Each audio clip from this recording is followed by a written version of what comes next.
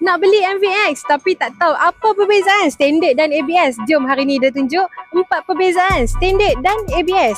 Kalau tengok dari segi body dia lebih kurang sama je dengan MVX yang ABS. Tapi mestilah akan ada kekurangan sikit dekat standard ni. Tapi standard tu kan indah. Yang indahnya ABS tu dia cuma ada ABS saja. Tapi yang standard ni tak ada ABS. Lah tu je beza, ABS je. Boleh sangat lah ni. Kan dia bagi tahu ada 4 beza. Yang tu baru yang pertama. Jom tengok yang kedua. Untuk bahagian kunci, yang standard masih pakai kunci. Tapi yang ABS dah pakai smart key.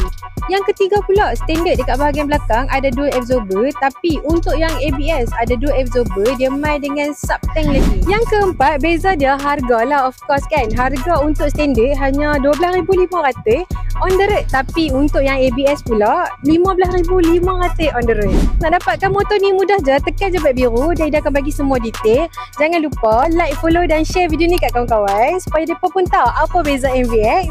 Until next review. Bye bye. Assalamualaikum.